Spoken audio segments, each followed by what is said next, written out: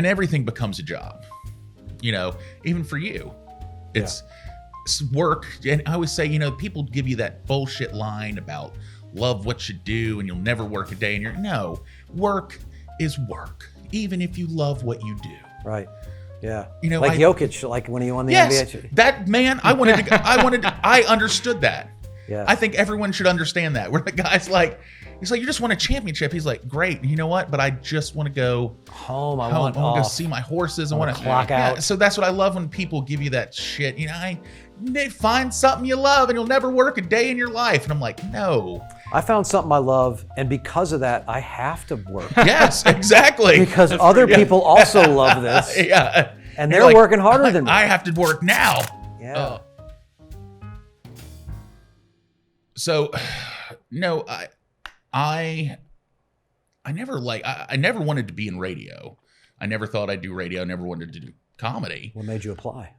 Here's what happened. So, when I was working at Papa John's, I hated school. Right. I wanted to work. That's all I wanted to do. Like I wanted money. So you hated college or you hated high school? I hated high school. I hated school.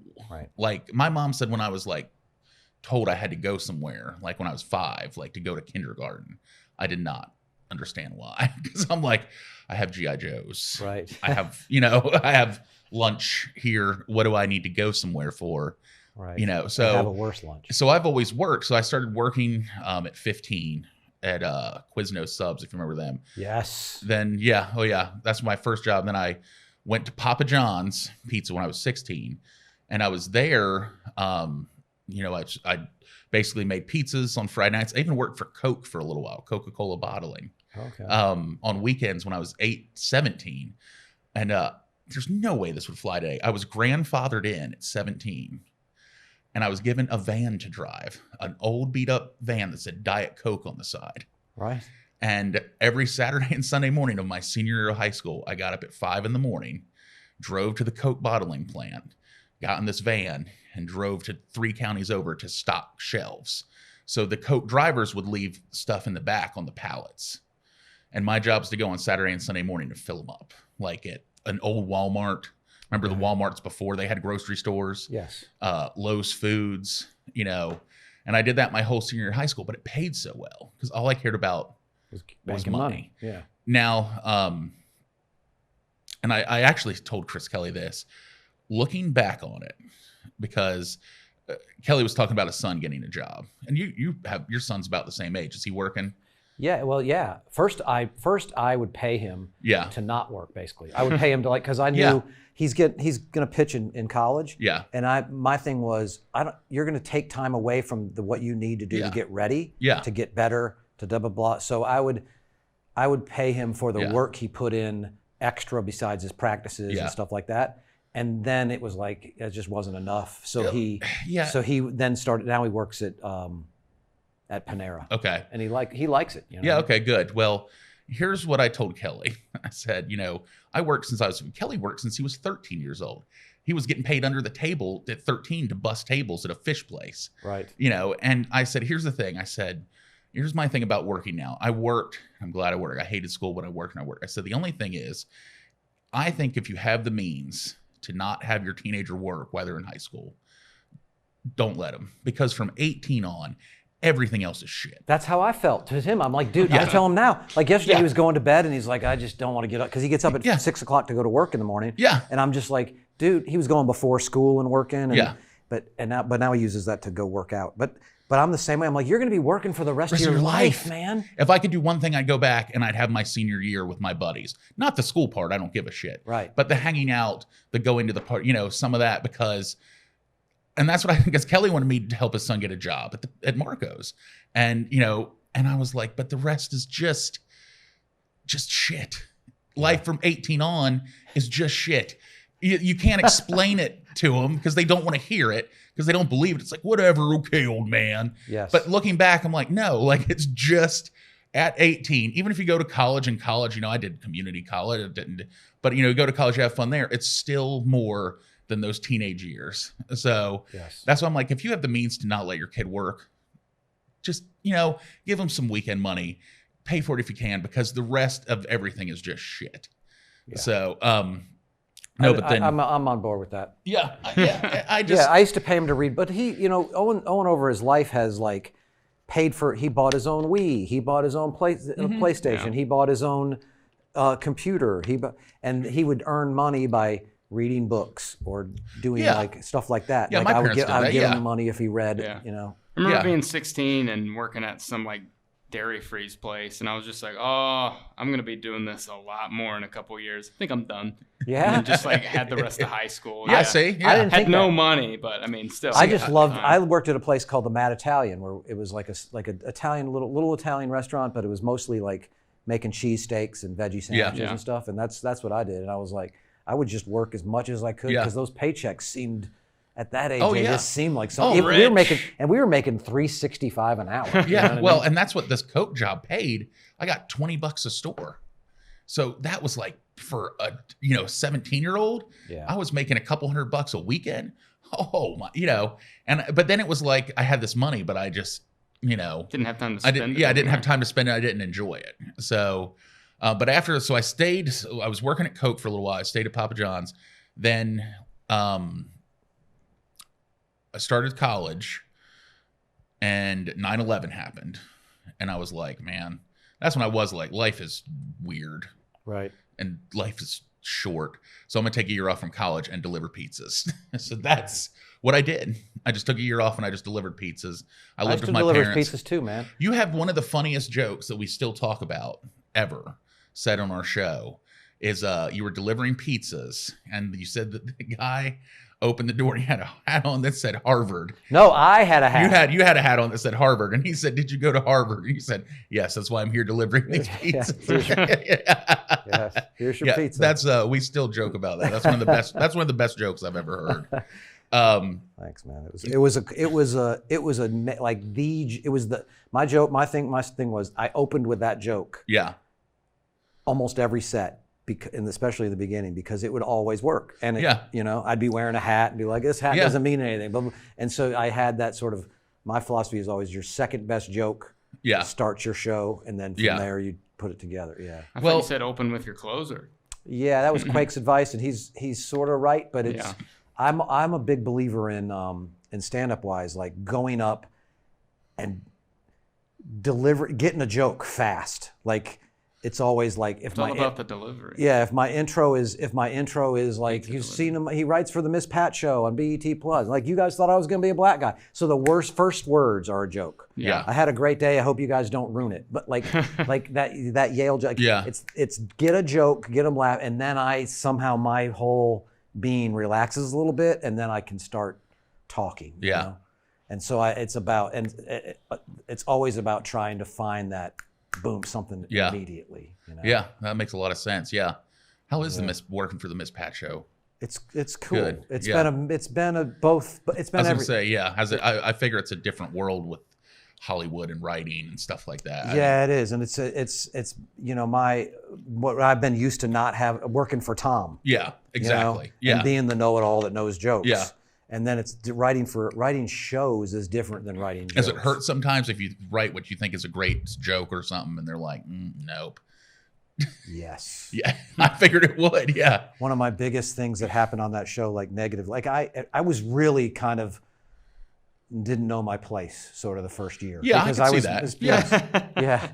And I was very like arrogant about like, this is funny, this is funny, this is funny. Like, I remember saying to the showrunner, the head guy, like, you guys, you can't do that Kim Kardashian joke. And they had a rule sort of like, you don't say something sucks unless you have something else.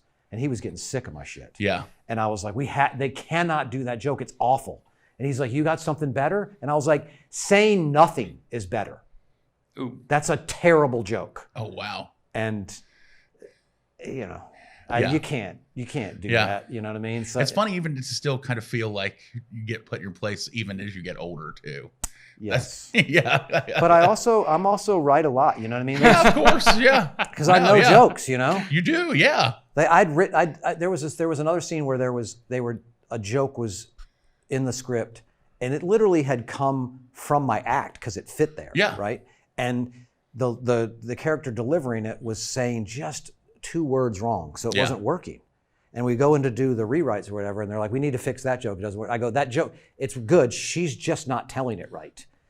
It's bop, ba-da, bomb. Yeah. And they're like, and then they wrote a different joke, and it wasn't funny to me. And they laughed, and Miss Pat's like, they just laughed, and I'm like, it's not funny. Yeah. It's not going to work. And it didn't. It did. They ran it and it worked in the thing. And then she was like, you got to laugh. And I was like, it didn't. It didn't. Yeah. He laughed hard and the other guy laughed hard. Yeah. It's not a funny joke. Yeah. I know the other one works because that's the way I tell it. Yeah. Yeah. And they're like, you can't be criticizing the actors. Like, they need to do the lines the way they're written. That's why they work. Yeah. And then the head writer ended up changing the joke back a little bit and then tightening it and making it better. Yeah. And it was like, but that was a big argument to me in the green room. And it's like, you're just saying that because it's your joke. And I'm like, I don't give a fuck. It's because I know it worked. Yeah. It's so pointless to argue over this because the jokes, you can write a great joke. The jokes are pointless. Yeah. The story is the important thing. Yeah. And then the jokes you just add. Yeah. So I've sort of learned where my strengths are. Yeah. And where they need me to do it. And it's just, and for that, on that show, it's just keep pitching jokes. Yeah. And then same kind of 1 out of 10 gets in. You get on a roll where you get 3 or 4 right, and then they throw whatever you say in, and then a couple bomb in a row, and they're like, then no matter what you say, the joke's not going to get pitched. And you got to kind of still batting 300. Yeah, so you got to kind of keep battling, doing it. You know that is good. Yeah. You know, and I'll listen to the things. I listen to the rehearsals and the show all week. And at different points have different jokes pitched. You never know when the joke is going to hit you. You know, just like when you're in there, you probably go in with some ideas, but like you said, they just come. And you're great at that, by the way. Stuff just comes, and I don't know where that came from. I mean, I was told at 8 years old to be a comedian by a very angry friend's father, right? Because we were living in Asheville at the time. And we were looking for wherever the swimming hole was. Talk about mountain living. Right. You know. He knows mountain living. Yeah. Seth knows mountain living. And I remember being in the car and they kept saying to turn near this funeral home. Well, the dad kept turning near the funeral home, and he's like, there's no damn swimming hole, you know. And we stop and ask somebody else, and apparently he gets back in the car, slams the door. He's like, apparently there's another funeral home with the same name down the road. And, I'm like, well, damn, business must be booming. You know, like, I'm 8. And he's like, you little jerk off, you should go be a comedian. And I'm like, that's the definition of comedian. Someone who's a jerk off. And I'm like 8. I'm like, what's a comedian? But, because you don't know. I've always had timing for jokes. I don't know where it comes from. I don't know how to do it. I don't know why it comes that way.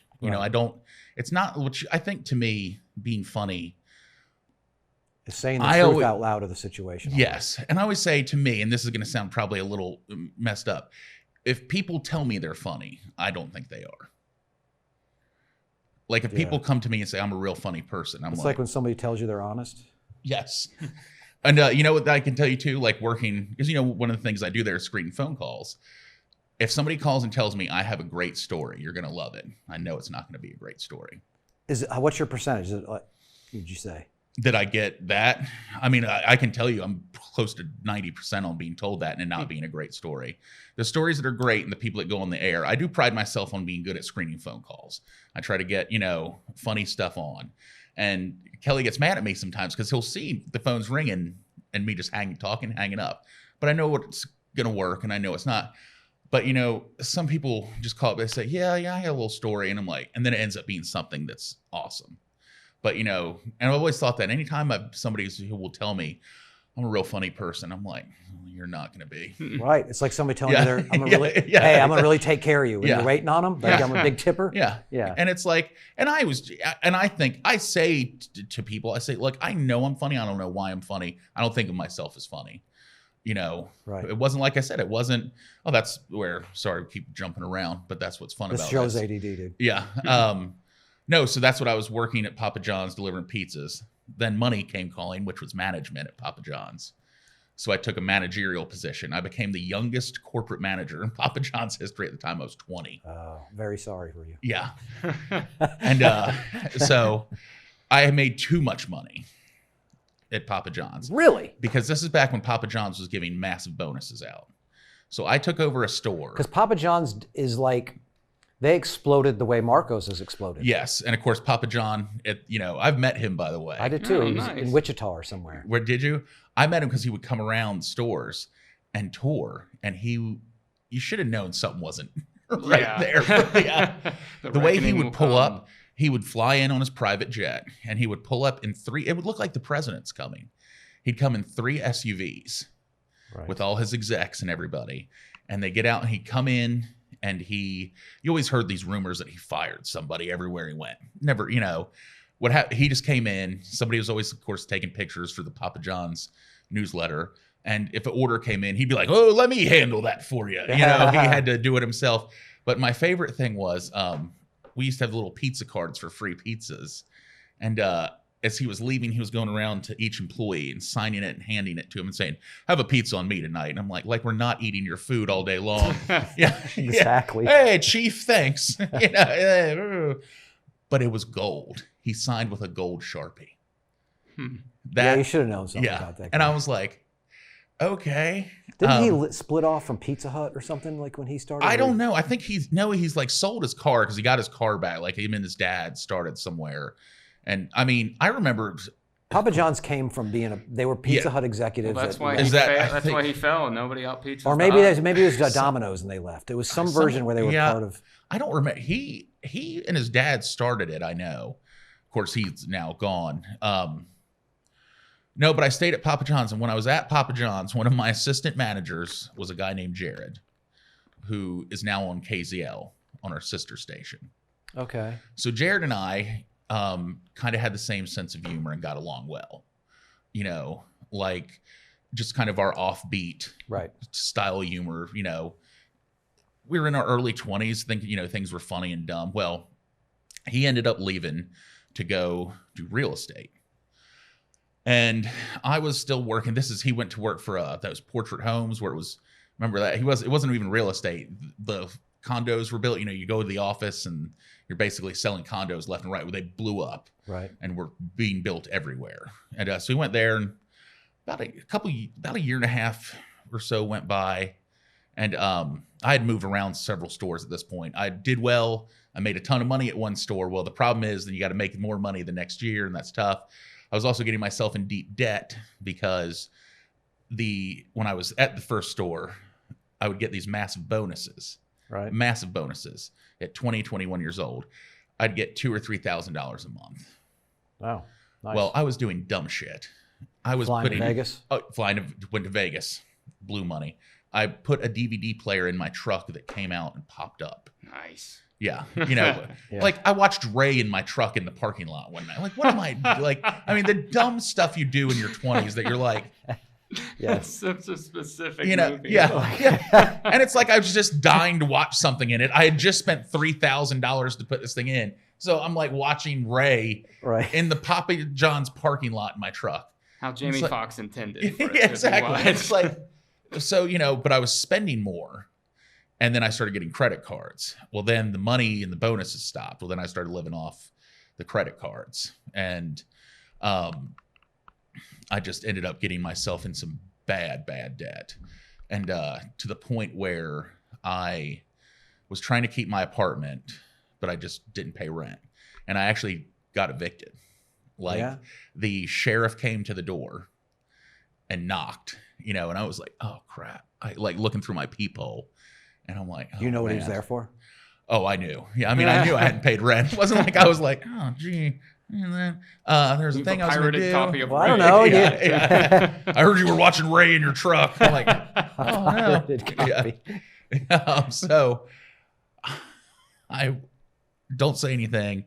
And I just I knew I was in trouble. So I had to go fess up to my father. I went to his office and, sat down, and I was just like, I'm being evicted from my apartment. I have no money. He's like, I knew it. He's like, I knew it. I'm not. I knew it. I could tell. I know. He cut me a check for $1,000. I said, here, go pay him. But when your lease is up in 2 months, and I'll pay your next 2 months rent, you're moving home with your mother and I. And I was like, crushed. I'm now in my early 20s. I don't want to move back home.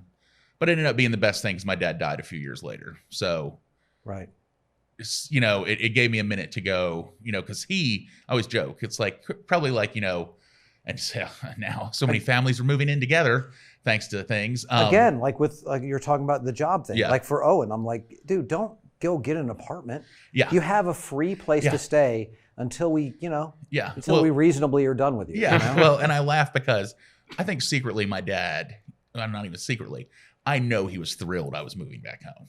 Right. My sister had gone off to college. I was out doing, and he loved my mother, but I think secretly it was like, oh yeah, the boy's back. Right. Because we had our Saturday night routine of watching Cops and grilling. Because you're a smart ass will say some shit to your mom that he's like, yeah. I wish I was allowed to say that. No, so during this whole chaos time of moving home, Jared reached out to me randomly. I was like, hey man, what are you doing? And when he was working at Papa John's, he was on the UNCG radio station, and at the time, and he had a talk show which was never allowed on UNCG, and I would go with him at night sometimes over to it on late Saturday nights at like an overnight type show. And you guys just hang out and talk. And it was him and another guy, and they would do a sports show, and I would talk about NASCAR or something, just something stupid. So, and this is when we were working together. So, but Jared reached out to me, and he's like, hey man, I actually got an internship on 107.5 KZL from Murphy in the morning. And I was like, oh dude, that's awesome. And he was like, do you want to go with me to this Clay Aiken CD release party? And we're just going to mess with the people there at the party. And I was like, sure. Right. No, why not? Yes. Yeah. So we go to like a Borders. It's like the Borders in Winston. And it's all these Clay Aiken fans, crazy Clay Aiken fans going crazy, that his CD's coming out. So we just kind of messed around. That's what, and Jared played the stuff on the air. And Jack Murphy was like, who's that other guy with you? He's like, oh, it's my friend Josh. And, they already had a Josh at the time. So he's like, we'll call him Biggie. So then Jared had the internship, and I started helping him out with that. We'd go do crazy things. So then we became like Jared and Biggie, the interns. You're the man on the street. Yeah. Kind of although I never was actually in school at the time. I was just working pizza and still, so because I was doing early radio stuff where I was still managing, like as a manager. And then that kind of, and this is true, that the internship stopped, but they never took our key back, like to the radio station. Okay. So we would go in at night when no one was there and record bits and do crank calls and keep sending them to Jack Murphy. Oh, okay, that's cool. So, and Tripper, who's still there, was the night guy. And I don't think Tripper ever questioned it. He just was like, there was somebody else in the building because he's alone all night, So he showed us how to use all the equipment. He'd be like, oh yeah, because I didn't know how to edit sound. I didn't know how to look at a sound wave and know what to do with it. Right. I make pizza for a living. And I'm like, okay. So he'd show us all this stuff, and we learned everything. And eventually one of the guys left, and they gave Jared a job on Murphy. And then I got like part-time in promotions, and because there was nothing available full-time. So I worked in the promotions department for a little while. And at this point I had dropped back down at Papa John's. I was just like a shift runner again. Right. Because I was working, I wanted to be available to work the radio stuff. Because you liked that. You found that. I like this. And like you were willing, you're not there. You didn't make you learn how to edit. You were like, how do I do this so that I can make these funny bits? Oh, and it was like, I bet I was never more tired in my life, but I loved it because we would literally go and work sometimes almost all night. Then I'd have to go run the pizza shop during the day. Yes. So then Kelly and Dim are in the same building. In the same building. And then they're looking for somebody and they find you, or you're like, oh, I want to go. So I had just briefly met them. I didn't know anything about them, other than that they were just the other show, And Kelly had worked with Jack a long time ago. So, I mean, everybody knew each other, but it was, you're on at the same time. You don't really mix much. So I was helping out there. And then I started doing stand-up, and because Jared dared me to. He was like, you should do stand-up comedy. I'm like, oh, wow. So he actually helped me. We wrote some jokes. And you started at Idiot Box, the old Idiot Box? I started at Comedy Zone. Okay. during when open mic nights, back when Chris Wiles was still hosting. In fact, I got put in my place very early by Chris Wiles and by Sean Jones. Really? Yes, because I didn't understand kind of, and I get it now. There's, what was I at the time now? 24, probably 25. And, the jokes I did, like the first time I went, of course, you go to an open mic, you bring everybody out. It's your friends. So you kill. And I noticed like somebody like Jared at video, and I noticed, Wiles does kind of the big jokes like, oh, he's a big guy, And I'm like, oh, I'm going to get him next time for doing that. So I have a joke where I'm like, and I didn't know anything about Wiles, I just he'd been at the Comedy Zone. So I get up there and I'm like, Chris Wiles, everybody, 10 years, same fucking jokes. Good for you. And I did not, looking back, I just thought that's kind of what comedy was. I didn't know anything. Right. Well, Wiles gets up there and roasts me. He wrote a bunch of new stuff about you. Right there, yeah. I should have. That would have been a good joke. Yeah. He's got it now, right? And I didn't know. I just thought, Chris Wiles was the funny guy at the con. I didn't know. And Sean Jones got up there, roasted me also. Just wrote, and I love Sean. Sean Jones and I are friends, Right. And they just took me apart, and it was so good and so funny. And it was basically, to me, I was like, I think everyone in here tonight just got educated on why these guys do what they do. Yes. Professionally, because, Wiles was so cool afterwards, though. He pulled me aside. He said, let me tell you something. He said, that's just not, kind of like the way you want to start this. He said, but I will tell you this, because they were interviewing to do their Valentine's Day show. Like somebody there was going to be on his Valentine's Day show, which that's a big deal. Yeah. And he said, I'm going to tell you, that's not the way you start, and that's not how you want to do this. But I'm going to tell you, I think you're a really funny guy, and I would like you to be on the Valentine's Day show, which I thought was really cool. That is cool. So, but those two guys just took me to task. And I was like, and I get it though. I was like, okay, it's kind of like, when you're new, you just kind of come in thinking, I got to attack. And see, radio is very not only attack. that, you feel like most people get into comedy because they watch comedy and think, okay, I can do that. I'm funnier than everyone that. says that. Everyone says, and you also think, I'm going to go up on stage and be hilarious. Yeah. And the Tonight Show is going to be calling me tomorrow. Exactly. Yeah. And that takes you a while to learn, like, oh no, it doesn't even matter if I kill or don't kill. No. Well, and you need the comics to be your support group, not the people you're alienated. Yeah, exactly. So, and also at the time, radio at that time was very, like being on Jack's show was, radio is kind of an attack joke thing. You make a joke about somebody, somebody has on, pants, high water pants. That's just how radio is. It's very, morning radio. They don't bust your balls, Zoo Crew stuff. We try not to be that way. We think we're a little bit better than just that, but we still obviously, make fun of my weight and things, because it's just what we do. It's you how guys radio have a is. great, to me, again, I hate to keep just tooting your horn, but that show has, for me, the flow is prepared, like repetitive things, like the trivia thing, you know what I mean, and then the game show things that you do, and then the segments. But what the meat of that show really to me is you guys you're hanging out, talking about subjects, and like you're saying earlier, there's 4 or 5 subjects, and one of those just organically sort of takes off. Yeah. And it's not necessarily what you think it's going to be, but you guys just start clicking and blah blah blah, and then everybody has a little bit different writing style, and it just flows together well. I'd say that we've really hit a point with the 4 of us where we just click really well. And we've gone through things through the years, like, do we need to add a woman? That's always one when I first started. That's always, we had Deidre. Right. Deidre was, and then there was Lauren. And we, and in radio, I think you're just so set to this, like, we got to have a woman, we got to have a woman, we got to have a female perspective. In fact, one of the things we hear the most is, you need a woman in there to keep you straight. What does that even mean? What does that mean? Exactly. But it's something that people just say. Right. You need to have a woman on the show because she'll be in there to keep you straight.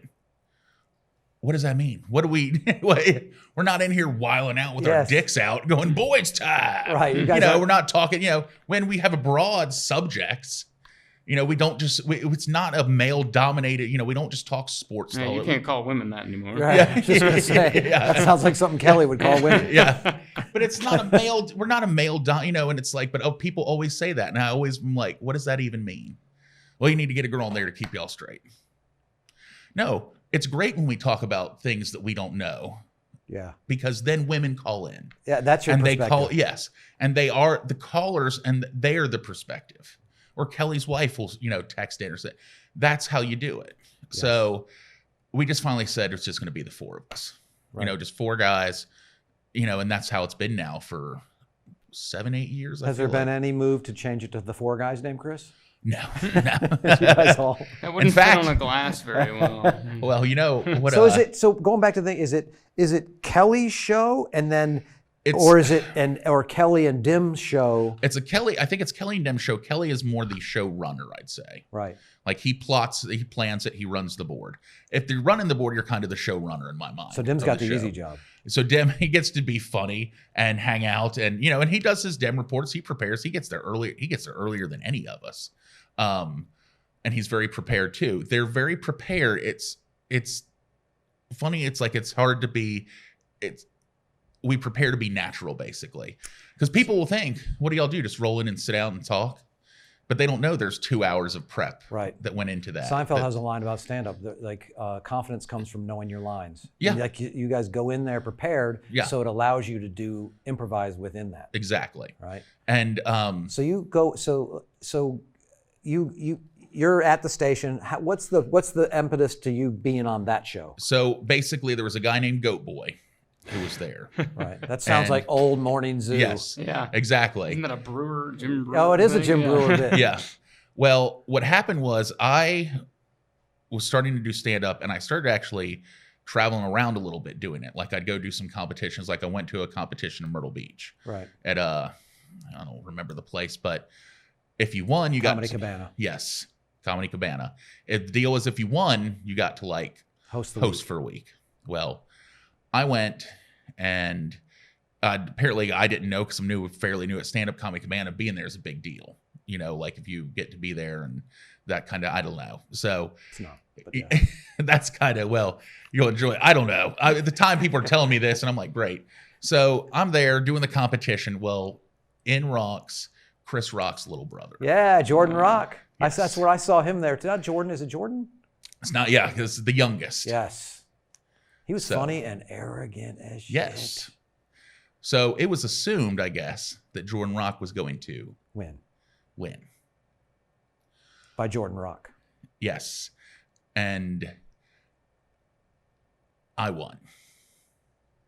And I remember one of the judges who was working for the Myrtle Beach paper was like, yeah, I liked him because his fat jokes about himself weren't the typical, can you see me behind this mic stand? Oh, that made me like that. Yeah. So he's like, and I was like, oh, okay. And so I won. But then kind of I didn't feel like I won because I think everyone working there wanted to make sure that Jordan Rock was. Because he's Rock, yeah. Yeah. And I met Chris Rock's mom, who's a wonderful, sweet lady, and told me how great I was and wonderful. But I got some discount coupons, and we'll call you about hosting. Oh. Not even a free meal. I had Alex, my buddy Alex with me, and a couple other guys.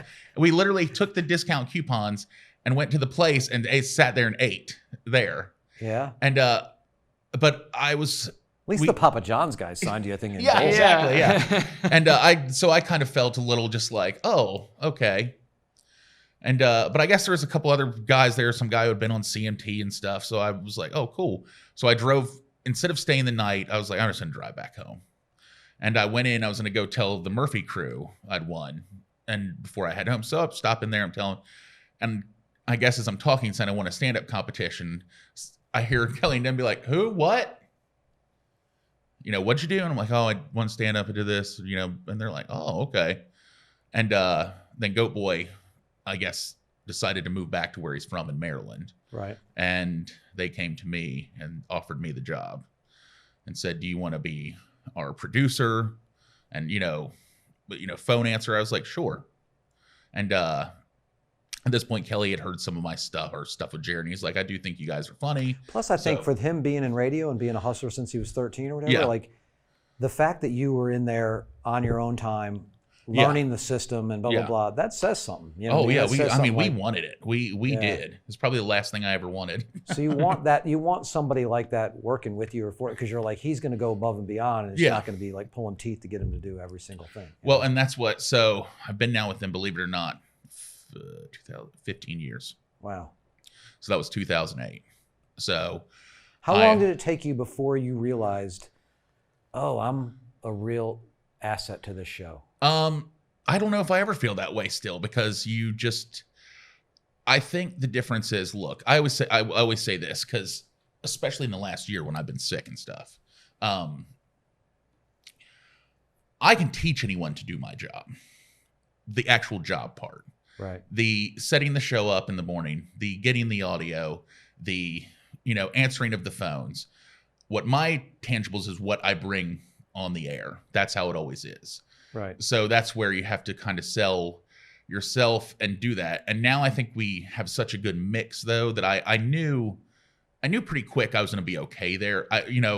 For the first 2 years, you think you're getting fired anyways. Yes. Because you're just like, okay, well, no matter what I'm doing, I could get fired, especially in 2008 because of the economy, and 2008, 2009.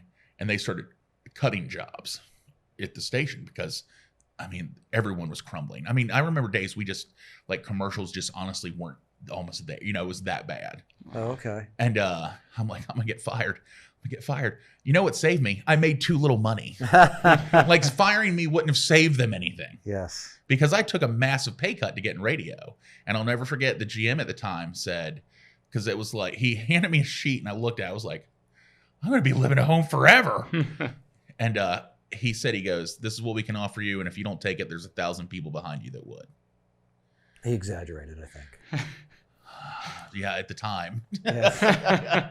But, and also I knew I was living at home and I could do it then. So I said, okay, I'll take it. And obviously through the years, I'm making more now. So are you, is that, would you consider that a great decision that you made looking back, or like you're? Yeah, I think for me,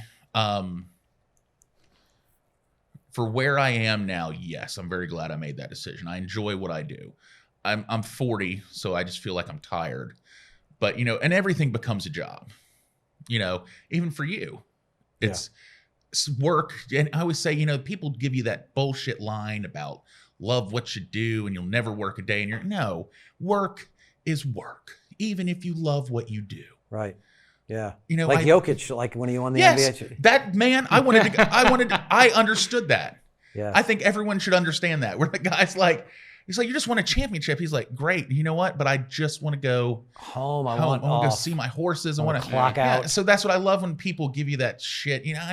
They find something you love and you'll never work a day in your life. And I'm like, no. I found something I love, and because of that, I have to work. Yes, exactly. Because other people also love this. Yeah. And they're working harder than me. I have to work now. Yeah. But I remember giving Chris, like, back when I'm like, I don't even know, I guess it was once they started playing baseball together, so 2011-ish, maybe 12-ish. But I remember talking to him one time and being like, oh, I could tell Biggie does the editing for the promo bits, because most of them end with his punchline at the end. And then the more I've listened to the show, I realize you sort of save your bam, like, twist till the end. Kelly has always said I'm very good at that. That's like the one thing I'm good at. Yeah. And he has always designed it that way, where it's like I come in at the end and say something just to close it out. And again, people are like, how do you do that? I don't know. I don't. Like, I'm not trying to be I'm not trying to be like, oh, I don't know. But I don't know. It just, something pops in and I say it. And let me tell you, sometimes they don't hit. Of course. So you're like, those are the ones you don't edit you're like, out. oh, yeah. So, and there's a lot of times I'll say something and Kelly just stare at me like, what did you say that for? And I'm like, well, I thought it was going to be funny, but it wasn't. Mm-hmm. Now we're having this weird moment, Right. So, but he's always said, he's like, that's kind of where you're good at, what you're good at. You come in, you close it like that. And he's right. And so he's good at noticing when there's oh yeah, that's what I mean. I really say, and he drives me nuts, but he is, to me, he should be. And Krista, I feel like the show should be much bigger. Yeah, I thought that too. I thought and that not too, because of me or anything, but because of those two guys, because they are just so smart. And Kelly is like a radio savant to me. And I tell him this, he's like, "Oh, thank you." But he is. He's a genius. The way he does things, the way his character is. You know, he's always explained. He's always he never gets angry. It seems like not that he doesn't, but he never. It's to me he doesn't get angry at the joke being on him. Yeah, he's very playful about it. He invites it. Yes. And it's never he never really has like hurt feelings by it. And no. And it doesn't feel like he's hamming it up either, like I'm this guy. No, he's always been that way. And one thing he taught me early on too was to take the joke. You have to take the joke if it's about you. Right. If you missay something, we jump on it to make fun of it. If it gets to laugh. Don't yeah. But your natural reaction is to go, no. Yeah, I meant to say blah, blah, blah. So he would cut off my mic. Yeah. He would. He's like, really? Yeah. Oh, yeah. Because he'd be like, it's not about being right. It's about being funny. And he's like, that's the whole thing. It's not about being right. You know, I messed up one day. I said facade instead of facade. Like why I said facade, I don't know. Right. So I'm reading this thing. I'm like, it says here the facade of the building. And they're just like, what? And it still lives on. You know, Chris Dim still says facade. You know, right. But I'm like, oh, what? And he's click. Yeah. Like, don't come back and say, here's what I meant. It doesn't matter what you meant. Oh, okay. What matters is now we're in this funny part. This is what we want. You know, so he has a way of being able to recognize the funny, what's happening around him, yes. where it is and where it isn't. Yes. And his like, that's why that's what I mean. He runs. He really is like, he says that show doing that for 4 hours is work. Like after he's done, he's like, yeah, you know, and he always says, he's like, Biggs, how much longer can I do this? And I'm like, well, you got to do it for 13 more years, you know? And, why? Well, cause that's always joke about retirement age. Oh, okay. And, you know, we're getting there. We talk cause you know, Chris Dem is getting close. He hasn't given us a time frame or anything, but he's getting up there and, you know, one day he's going to probably retire. So it's weird to have these conversations now. Like, what do you do? Like what keeps going? Yeah. And it's more not even what's on deck. It's what would we do? And it's like, but you know, in radio, we'd keep the name, still be the two guys named Chris show. Right. You know, Kid Craddock's been dead for years. They still do the Kid Craddock show. I don't even know what that show is. It's a big show down like out in Texas, but it's still Bob and Tom. Tom's not involved anymore. No, yeah. But it's still exactly. It's still Bob and Tom. You wouldn't change it because it's successful. So it's like, you wouldn't change the name. You just keep it going. But I'm with you guys. I don't know. The level that some shows like other syndicated shows are compared to where your show is, it's disproportionate. Like that same thing happens in stand-up. Like, you know, like when my buddy Kostaki was with Caroline Ray, their paychecks were enormously different on the same show. Yeah. And she's not that big a gap funnier than him. Yeah. It's just that somehow it just works that way. It's just about, to me, it's about timing life. You know, one thing is we are all talk for 4 hours live. And 4 hours recorded at night. And they do it at night too. Does well, actually. You know, that's when I listen. Yeah. And the emails always come in, why don't y'all just become Talk 92? And it's like, well, yeah. But, you know, radio, of course, like any industry, has experts come through and, you know, we got to have music too. We can't just have talk. We got to have music. Oh, we got to have, and we'd have to delay your segment. You'd have to be a segment behind. And we've talked about like there's technology out there, and a lot of shows are this way where they're a segment behind. What you're hearing happened 20 minutes ago. Oh, okay. But for me, that would be tough because my job is to answer the phones. So we might be live here in our home studio, but what's playing down the line is a segment behind. Well, then I'm fielding calls from there to, you know, so it's this big. I used to listen sometimes and be like, oh, this is a funny subject. And I'd start texting Biggie like a tagline or that's a funny line. And it's already passed and gone now. Yeah. And it's like, well, it took me a while to figure out, okay, just shut, you know. No, and I can't check my phone. Kelly's big on no phones on air. Oh, yeah? You don't check your phone. You know, commercial breaks. I remember texting him a couple times and then him.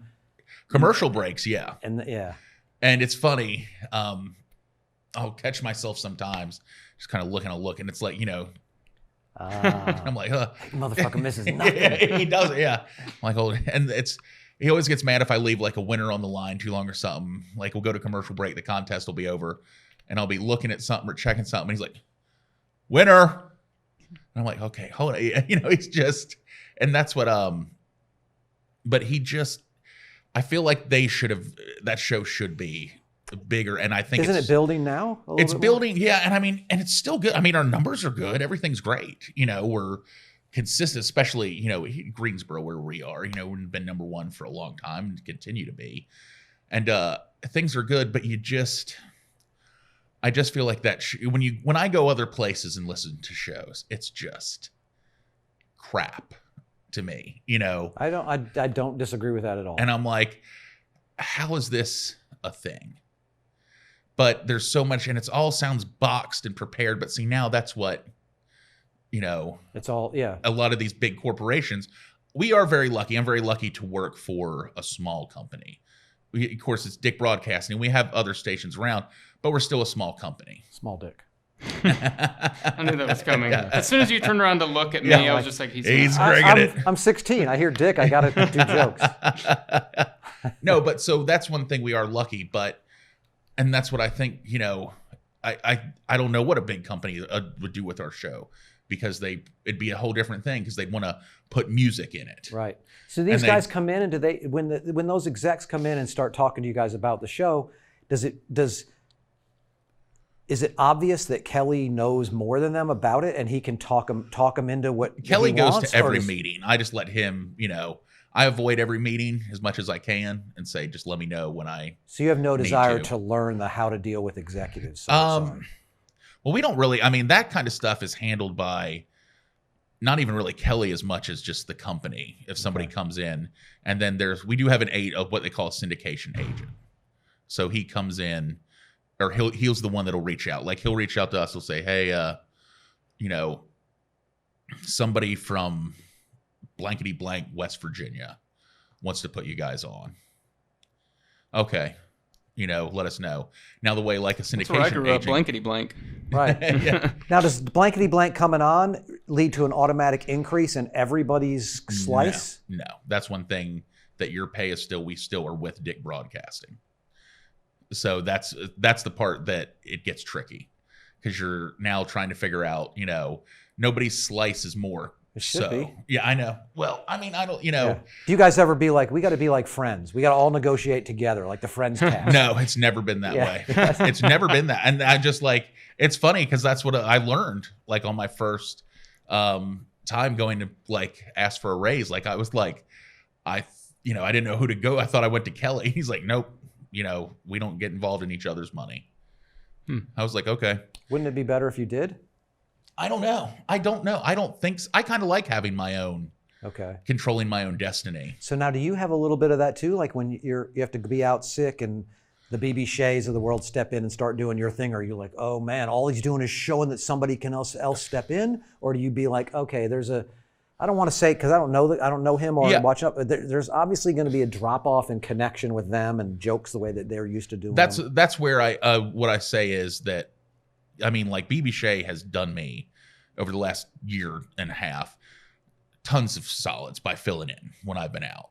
But you just have to know, because he's the only one he's the only person I've ever taught the stuff that's done it well, and Kelly trusts. Right. That's everyone else Kelly hated when, that's why I started taking the same vacations as them at the same time, because he didn't want anyone out. So if I had to be out, but BB Shay took the time to learn. He's a smart guy. He's funny. He raps. He's great. But you just kind of have to be like, okay, yes, he's filling in, but I'm still me. Yes, he can do the physical work, but can he do what I do? And that's the question.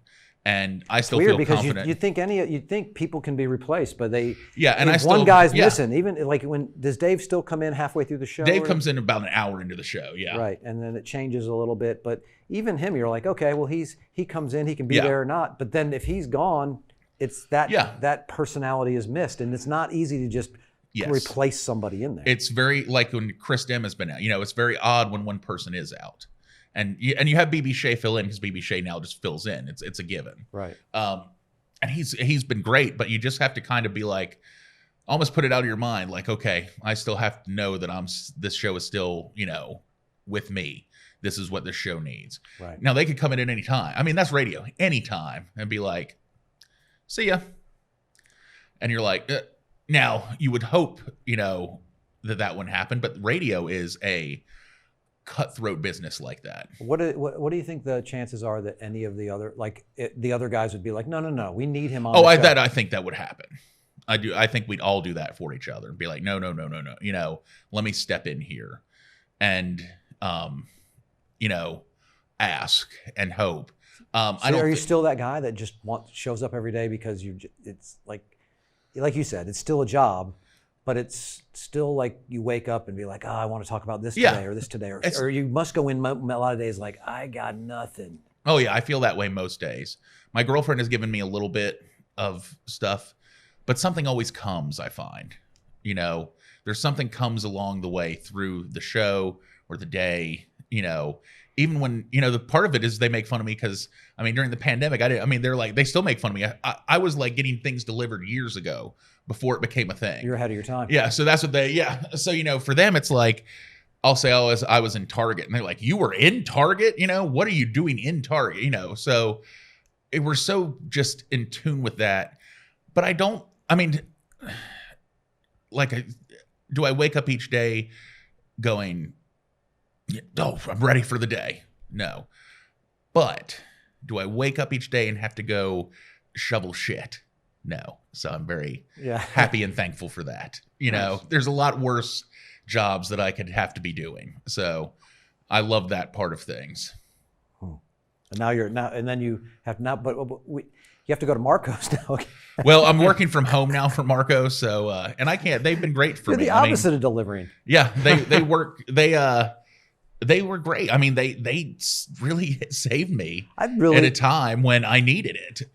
I was really a couple of years ago shocked at out of nowhere they were there everywhere. Yeah, and they were immediately my favorite pizza. Yeah. Oh, they're great. Yeah. I'd started going with Jets a little bit, and then it was like, it's cheaper and better and faster, and they have other food besides that. And I don't want to make this a Marco's commercial. Yeah, no, sponsored by Marco's. Didn't I pitch Marco's to you? You did. It's not as good as I think it is. You know what I'm saying? I think it's. See, I'm weird about my pizza though. See, I think they have. I'm really weird about mushrooms. I love mushrooms, but on a pizza, I don't like fresh mushrooms. Right. Like I like the marinated from a can mushrooms. That's what Marco's has. They're like the pre, the marinated type mushroom. Yeah. And I'm like, oh, perfect. I love these. So it's funny that I'm that way with pizza, and Marco's has great sausage. Yeah. I'm a little weird with mushrooms too. Like I like a baby Bella mushroom, but I like it uncooked. Oh, just really? Clean and cut, and then on a salad, I can eat them like that. See, I love mushrooms. I can't eat them on salads. It weirds me out. But I can't. But something about the texture of a cooked mushroom, makes me a little, unless it's with some other stuff. But or it's like, like the little soup. Ooh, that's my fave. No, but the guy that owns the franchises, he really did save me because during the pandemic, I was just like, oh crap. So he gave me a job paying me far too much money. Somehow I thought it was your plate. Like you bought into the place. No, God, I wish. I wish I was owning something. No. So, and I don't want to keep you here the whole time, but you know what I mean? I enjoy you doing this. But I wanted to, your big foodie podcast, like what, you guys cook on it or do you just eat or what do you do? Basically, it's funny. It's three big dudes, and we started that during the pandemic because we thought, maybe we can make a little money if we do this and put it on YouTube. How'd that work out? We've actually made and gotten some sponsors. We're doing okay. Oh, okay, cool. Yeah, we made more than I thought we would. It got a little weird because it was tough with the radio station because you're doing a podcast. We had to get permission, because you're basically doing something away from that could technically be competition to you yourself. Well, most podcasts are just bad morning radio. 100% yes. Yeah, it is. You're 100% right. Yeah. So it's rare for me to find a good podcast people be like, oh, do you? But it's funny. People think everything's a podcast now, because people be like, oh, I like that you put up the podcast clips each day, and I'm like, I don't even know what that means, but I guess you're talking about the clips from yesterday's show. Yeah. No, so it's 3 of us. It's BB Shea, another guy named Matt who's on KZL, and I, and we it started with, it was like, just, yes, we were tasting foods, Who would bring in the foods? We just, anything, like, it would be like, who has the best fast food burger? Who has the best, what's the craziest, your favorite crazy food combination? Stuff like that. If you could only have one fast food restaurant, which one would it be? Mm-hmm. And what would the order be? What, you're going with the order? It's hard enough. Where it would be and the order, yeah. You know what? I'll narrow, and you're going to be shocked why. You know what my favorite fast food item is? And Dave Aiken and I will die on a hill on this. The original Burger King chicken sandwich.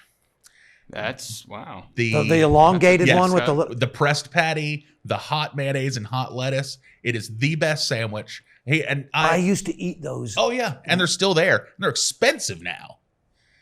And it's like, what? Because they're using real chicken now. No. They keep trying to do a new chicken sandwich, and we're like, you have the best. Yes, they do. Yeah, and we're like, when the chicken sandwich wars were going, I was like, forget the rest. This is it. I was like, and it's got to be the pressed, who knows if it's even chicken patty with hot mayonnaise and hot lettuce. Yeah, I forgot about that sandwich. I need to go back to Burger King and get that. It's still there. They keep trying to push out other stuff. I'm like, you guys are really missing. No, so it's kind of become, because what's funny is people are like, yeah, it's just 3 fat guys sitting around eating, so which I keep saying, I'm like, I should join an OnlyFans. That's a good name for a podcast. 3 fat guys. I keep saying I want to join an OnlyFans. I'm going to start OnlyFans where it's just going to be me eating something shirtless once a week. And I said, I bet I'd make buku money. I was about to say, you make a lot of money. Yeah, I was like, nothing sexual. Just, I said, but everybody has a weird thing. Right. I'm like, so if it was like, I wanted to do an OnlyFans Big Foodies where we just sat there and ate something once a week shirtless. And why don't you try it? I still think we should. I think one guy's wife probably wouldn't be too happy. Like, My son wanted to start an OnlyFans, and we had a whole thing on it. I was like, dude, what are you? He's like, I could make a ton of money. Yeah. And it's not like I would be doing only things that I would want to do. Yeah. I'm like, no. Yeah. He sounded so stupid to me, which just, I'm sure I sound stupid to my mom and dad too. Well, yeah. I mean, I think that's a generational thing, So has the podcast stayed there, or is it evolved into a show? So it's kind of evolved to some other things recently, because we just kind of got where we realized we had been doing the podcast now for 3 years. So we were like, we can kind of branch out, because I mean, you're coming up with stuff once a week. That's, and we were just, sometimes we try new drinks, new things, anything that would come along. Now we've kind of gotten into like what that was, like a fast food style draft. And we have different drafts. Like, you can't go with Burger King though as your place. I'm willing to sacrifice the chicken sandwich just for that. So we've done stuff like where it's like, okay, everyone gets a pick in the room of, like, we just did breakfast items. Like, you can pick one but once it's off the board, and it was like, so there were 5 categories. It was like meat, side, bread, juice, or drink, so, and then we've been taking these and kind of making charts, and we put it up with the podcast saying, here's what everybody picked. Who do you, and that seems to get a lot of engagement. What's funny is, my weight has been up and down since I was born.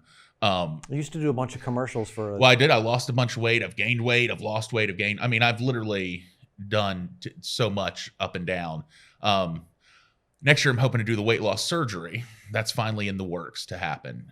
Just because. Don't you have to lose a certain amount in order to even do the surgery? I'm finally there. I had my first stay in the hospital over when I turned 40 this year. Right. And I never been stayed in the hospital, so I had my first stay in the hospital. That was fun. Was it basically, I was sick the week before, not COVID, just felt like a cold. But one thing is, when you're big like this, and you retain fluid. I've always been on what they call water pills. They just make you pee. Well, I was sick, and then I went back to work, and I could just tell something wasn't right. And I just literally started feeling bigger and bigger and bigger. And I'm like, something's not right. To the point where I couldn't get in my car. Like, I was like, what is going on here? And I went to my doctor And finally, like, it was the day after Valentine's Day. He was like, you got to quit doing that foodie podcast. Everyone blames it on that. Have you thought about Everyone's doing that? like, this is what it leads to. And I'm like, if you ever watch, like, we don't even eat. Like, we take a bite of something and that's it. And it's, Now we're doing a fasting podcast. two of them have lost weight since it started. But everyone does it. Even my own mother, she's like, maybe it's time to stop the Big Foodies podcast. And I'm like, does anyone actually watch us? No. Like, we don't eat. We're not eating the whole set. Like, we cut it in 3, you take a bite, we throw it out. Like, it's not, but it is funny how many people they'll be like, man, that's that podcast, The Big Foodie. I'm like, no, like, this isn't man versus food. We're not like, all right, we're going to see who can eat 17 meatballs the fastest. Right. We tried to do this to not be that podcast. Now, if you were going to do an eating contest, I'd be terrible. But do you think fastest is the thing, or just over time?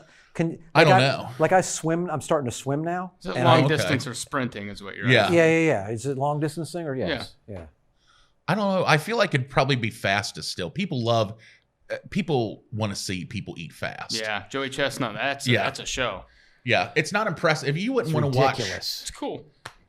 You wouldn't want to watch some guy just eat a bunch for 2 hours. Yeah. You want to watch him eat, a 38-ounce steak in 20 minutes. Okay. Mm-hmm. Okay. So you guys aren't doing that. You're not you start feeling big. You go to the doctor. Yeah. So I go to the doctor and I get in there and I'm out of breath. Which, I mean, honestly, being big, I'm out of breath. I was joking. I'm like, I recover quick. Yeah, you're gonna hear me breathing, but I'm fine. Like, let me just, Yeah. So I get in the doctor though, and I'm just like, I can barely get in there. And I go, and the nurse is like, brings me right back to the room, and she's like, "What's going on?" And I'm like, "Oh no, something just doesn't feel right." And she takes my oxygen level, and it's down to 79. That's bad, right? And I'm like, yeah. So you're supposed to be in the 90s, and she's just like she just turns and is like, gets the doctor, like, and pulls him out of his room, and he comes in. He's like, "What's going on?" And I'm like, I just don't feel right. I haven't felt right. I feel like I'm drowning. That's what I felt like. And I basically was drowning. I had so much fluid. Well, not filled with, but fluid had built up all around me so much that it was squeezing my lungs. Huh. So they took me to the ER in an ambulance, which that was interesting, because I'm like, they pull me, I'm being rolled through, like, the people in the lobby can like see me leaving, and it's outside, they're loading me up, and it's like, and it's embarrassing too, because it's 2 guys and they're like, "Can we get a carry assist from the fire department?" And I'm like, "Oh," or a lift assist, because I'm a big dude. So I'm like, "Oh, great." Keep your voice down. So, here comes the fire department. Like, somebody call for a lift assist, and I'm like, "It's me. It's just, can we please lift me into I'm filled with fluid. Can we just drop me on a fire? I'll help put this thing out.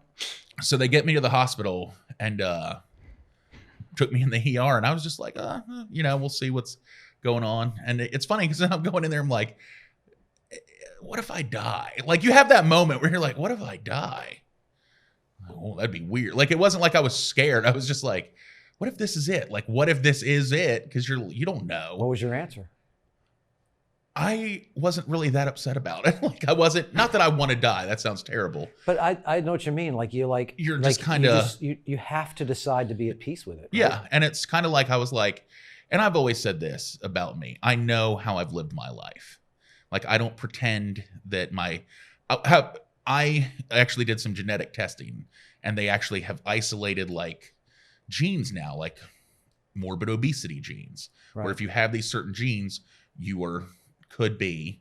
They've done the same thing with addiction. Yeah, they've done a ton of stuff like this now, and I was tested for it, and I actually had them, but it's not saying I was going to be big. That was never.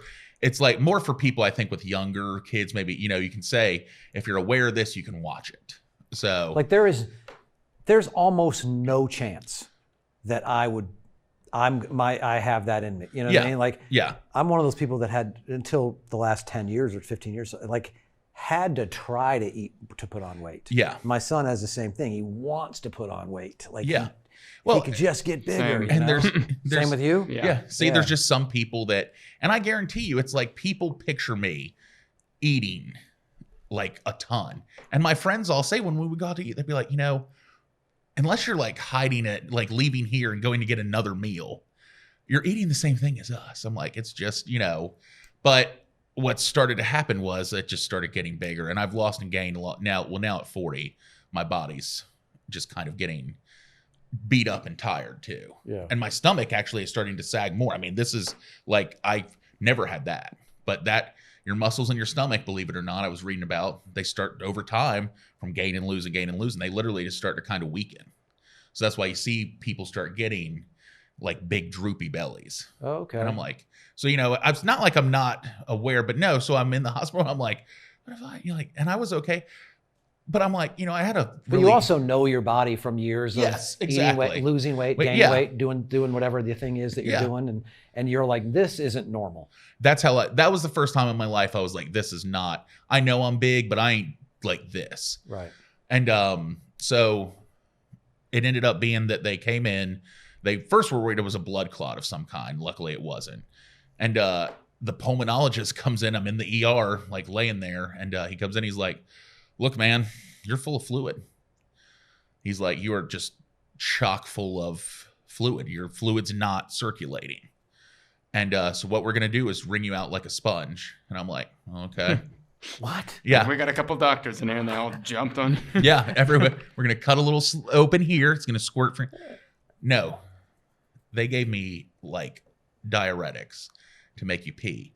Like I said, I've had those before. They're pills. That's what I take each day. It makes. These were IV diuretics. Holy. I never in my life.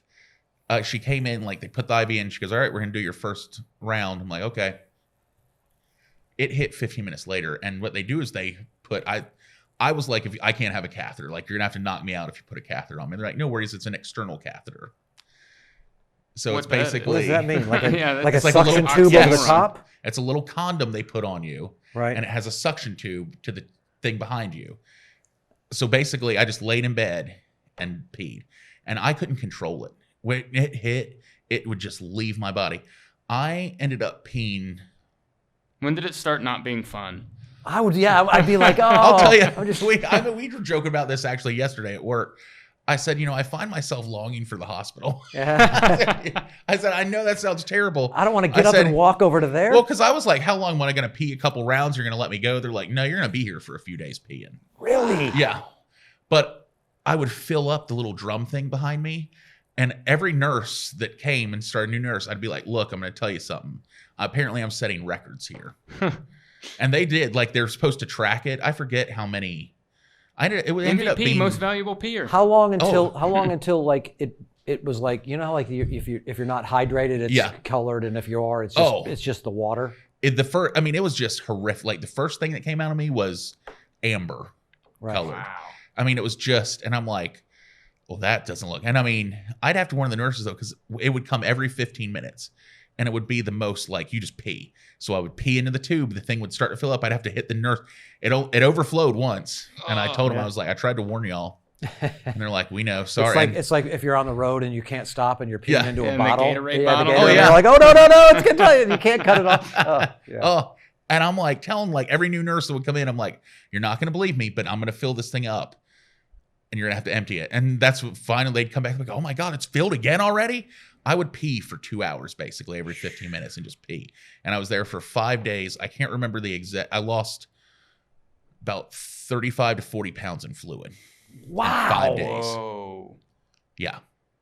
So what it wanted. So instead of a defibrillator, they should just like put in like what are those things that get water out of the thing, like spigot? Oh, the pump things? No, like the dehumidifiers. Yeah, that should be me.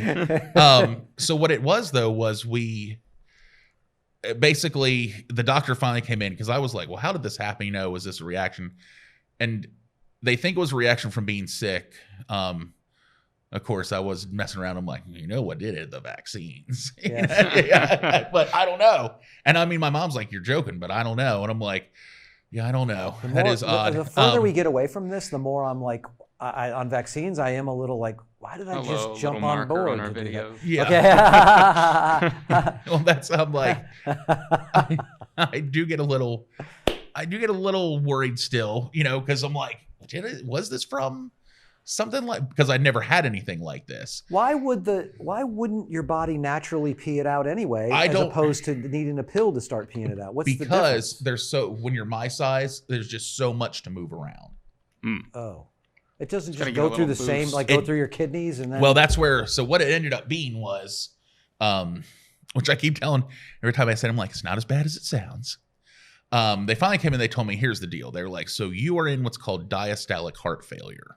You hear heart failure, and you're like, I'm immediately like, what? Yeah. So you're like, basically, and they said, they were like, so here's the deal. Your heart is pumping fine. Because, of course, they did all the tests on me there. They're like, your heart's pumping, but it doesn't relax.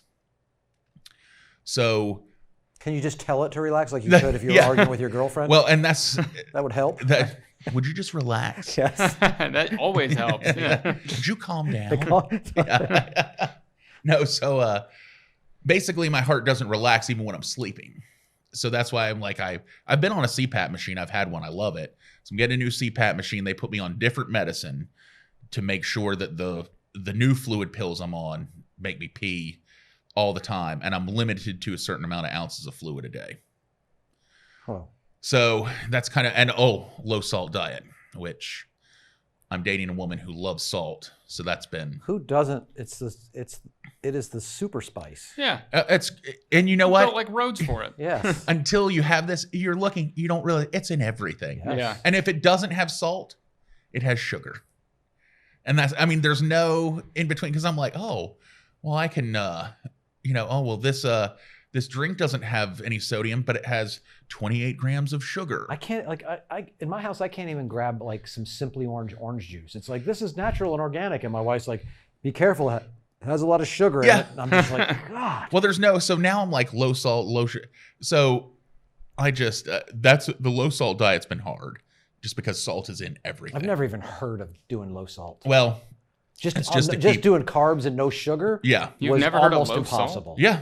No, I mean, I've never heard of I realize you don't want to put salt on everything. Eventually that's bad for it, but you don't really think I got to look into food to make sure I'm not. It's crazy when I started shopping for it though and getting things that are no salt added, vegetables, more expensive. Yeah. No, exactly. And then I started realizing that salt, of course, is a preservative that's just used so they just extend the shelf life basically. Okay. Because I've been eating tuna. I was like, can't have tuna. And then I saw they had no salt added tuna. I was like, oh, of course it's way more expensive. But basically just regular canned tuna. Yeah, it says no salt added canned tuna. I'll get the bag tuna. Do you see? I've always been more of a can man. I don't know why. The bag freaks me out. Yeah, bag's weird. Yeah. No, it's like a Capri Sun, but it's No, it's like you just rip the top. You I know. You can literally open it, squeeze a little mayonnaise, a little mustard, stir it up, and you can. You know what it is? I like my tuna to be very dry before I add mayonnaise and mustard. Oh, okay. So I have to make I guess it's the wet part of it. It doesn't. I like to see it be dry. That's why I like the no salt added tuna. It's very dry. And I'm like, okay, but. I'm like, is it basically we're just adding salt for preservative reasons and money reasons. And of course, and everything was more expensive. That's no salt added. But it is I'll make something and my girlfriend will come over and she'll taste it and she'll be like, I'll be like, what is it? She's like, this is why I don't live here. Yeah, exactly. This is why I go home to my Stouffer's meals. This is why I can't. Yeah. She's the queen of, she'll get we'll get something like crumble cookie or something, and I'll go to eat. It's a good cookie, by the way. That's a great cookie. And I'll go to eat a piece of it. And she's like, "You're just going to eat that? Do you need to eat the cookie?" And I'm like, we just bought fucking crumble cookies. What do you want me to do with them? I tell her all the time, she buys food to stare at it. What? She says to me, she said, it's from my food insecurities as a kid. I like having food in the house. I know, but I always say, I said, I think you're just using that as an excuse. Because, you just have things here that are here. You're not going to... Then as soon as you eat it, they're like, where'd that thing go exactly. that I wasn't eating? So if I say, hey, you've been saving this leftover chicken for 5 days. Yeah. It's going to go bad. Can I eat it on a sandwich? No, I'm going to eat it. When? Right. You're not going to You're not going to eat it. And that's what she has, frozen meal. That's the other thing. She'll be like, you're supposed to not be having all these snacks around. And I'm like, these are your snacks. Yeah. These are your hot Cheetos. These And I'll be like, in fact, I've asked you not to leave them here because it's hard for me to be like, oh, I can't, so. It's like most girls, like when at this stage of the relationship, have like a drawer in the bathroom with their stuff, or a drawer in the bedroom where their stuff. She just has a drawer in the snack bar. Yeah, and she has the drawer in the bedroom. She has the little compartment of it. She has the bathroom. Yeah. Sometimes I'm like, when we've been fighting before and stuff, I'm like, well, if we're breaking up, let's go ahead and mark the days on the calendar you're going to need to move out, because it's not going to be like a storm out. I've got my things. I'm like, you've got so much stuff everywhere. Right. And now it's like, and I'm like, sometimes I look around, I'm like, how did this become my house? It's like I have plants. Your place is nicer. Probably. Yeah, and it's like, and I have candles and plants that smell, and I'm like, where did this come from? And that's what, and domesticated. Very much so. And it's like I got a new bed because I had a queen bed, but then that was not enough room because we were both don't touch me in the night type people. Yeah, a queen bed is not big enough for a couple. No matter what size you are. And that's what. And she is the worst because I'm in a 1-bedroom apartment. So she is the worst person to wake up. And of course, if she spends nights during the week, I have to get her up about 3:30. Like, hey, I need the bathroom area.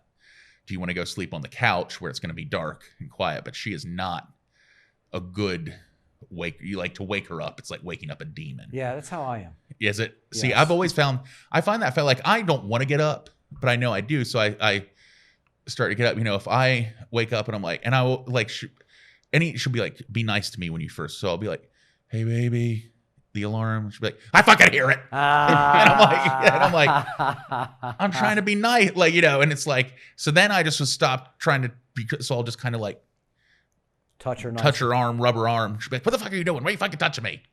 And I'm like, and I tell her, I'm like, you are the meanest person to wake up. Yeah. I was like, there's no. So that's something that you gotta be a meaner waker. She's not gonna change that, and you just have to like. That's one of those things that like that's who I am. Yeah, that's just that is who she is. Oh yeah, there's just things that are there. We've actually gotten. It's hard not to get to where you start antagonizing that kind of stuff a little and being playfully about it because I'm sure you being married. I'm sure. Yeah. Don't go down that road. Yeah, you're kind of a cautionary tale for me, Tom. Yes.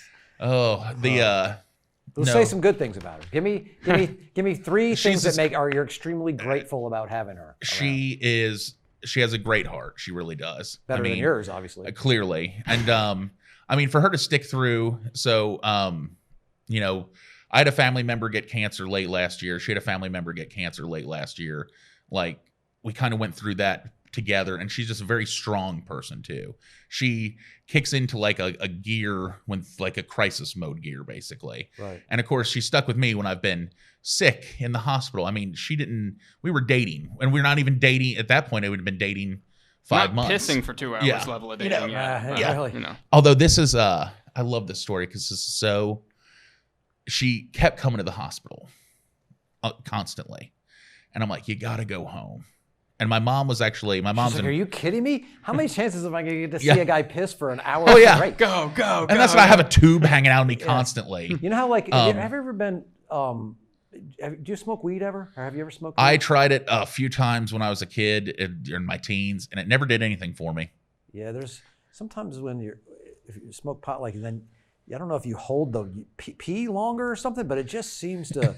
it has some of that, like, wow, I'm still peeing. I'm still peeing. Might be a time thing in your brain. Yeah, it might be. Maybe you just don't go. You just don't go as much or whatever.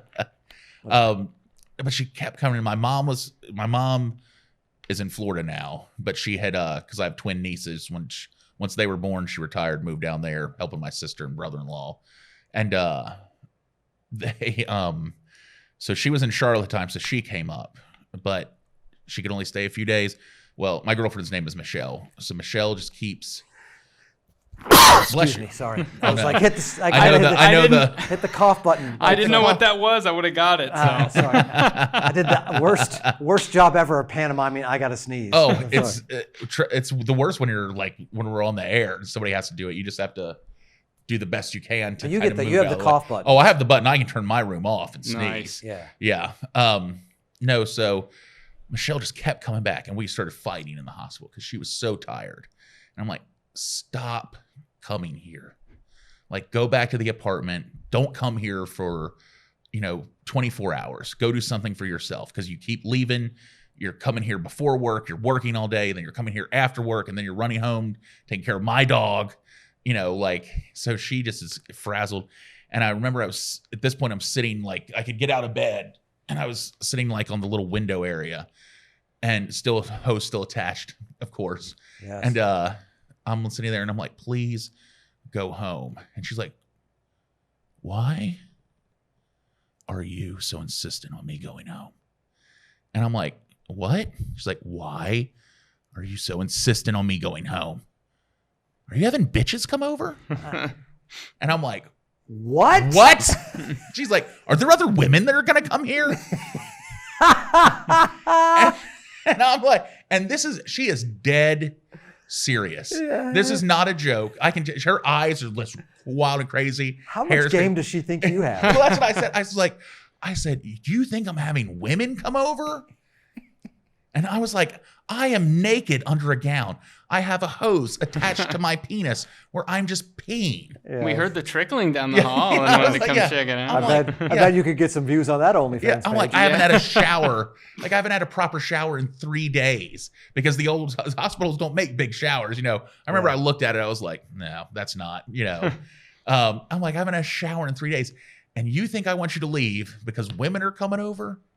And she did leave. She went home and stuff, and she came back the next day after sleeping finally, and she goes, I would just like to apologize for my behavior. That's probably the craziest thing I've ever said. Wow. Yeah. You're like, you don't have to go that far. Yeah, like, that's it. I thought it was hilarious. She's like, I will tell you, she goes through many other exes and things. I've said some crazy stuff, but that is definitely the craziest thing I've ever said. And that's what I love it, because I was like, she was dead serious. She thought there were other women coming over. Yes. And I'm like, who? Like, I don't want anyone to see me like this. I don't even like you. That's part of why I don't want you here, Yeah. Like, I have that's what I was like, I'm peeing into a tube.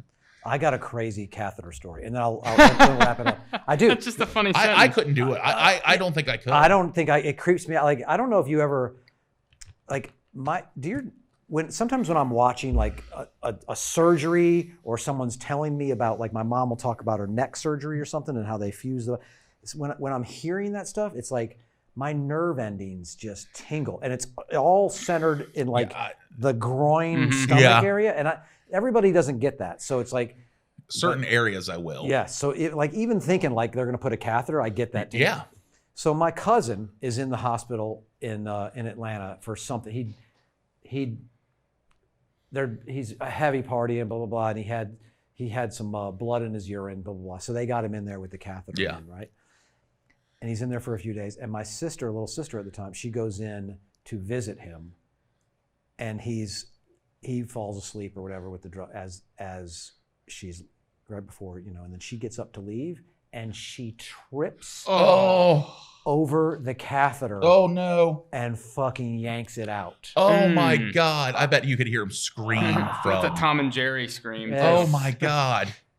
Yeah, I don't think he ever forgave her, and I don't think I would either. You know what I'm saying? Like well, because you got to put it back in now too. Oh. Yeah. I did when I told them. Can you imagine somebody like?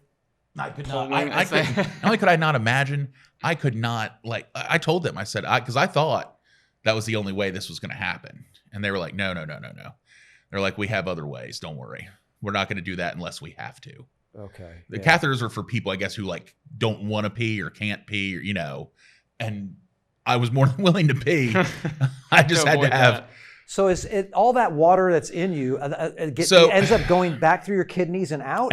Yeah, they because can't just like poke a couple holes in you and it just. That's what I wondered if there was another way. And actually, my kidneys became a big deal because they kept having to check my kidney levels because it was working so much out. So they'd be like, "Oh, we got to give you a potassium pill, to make sure." Oh, and the. Are you still retaining water? I always will. That's the thing. That's why I'm on these more higher dose or higher. What's the word? Tougher pill, more whatever pills. Yeah. So it's a different drug, but it's just more. So, and they told me, they said, look, if you have I have to weigh myself a good bit to check that.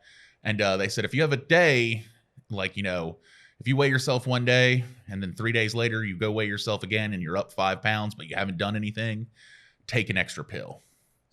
And that'll make you get rid of it. So missing a pill is like going to Chick-fil-A. Bingo. Like, you ever notice that? Like, yeah. you're on dieting or whatever, you eat Chick-fil-A one day, it's like, what the fuck? Like, yeah. I ate McDonald's 3 days ago, didn't do nothing. Chick-fil-A. Chick-fil-A puts on like. And so basically that's me now is I have to watch like the water, how I feel, how much, if I wake up and I'm like, why do I feel a little heavy? Take an extra pill. So, because the whole thing is they're like, we got to get your body resting because your heart is going to kill you if you don't give it a chance to recoup and catch its breath. Because even at night when I'm sleeping, it's because it's trying so hard to move everything around. Oh, okay. So, because that's it. At the end of the day, your heart does all the work. So, the more mass you have, the more it's got to sit there and pump. And that's what the other thing they're like, are you on a CPAP machine? I'm like, oh yeah. I'm like, I love my CPAP machine. I, sleep every night with it. And they're like, we have to get you a new one of those. And I'm like, great. More insurance money. Right. Can you sell off the other one? Like, no, it's so old. I should probably just get rid of it. Because I've had it forever. I never went and had it changed. I just like, this one's good. It's keeping me alive at night. So, so all that peeing cost about $36,000. Pissing it away. So think about, that's a good quote. That is a good closer. That's a good closer.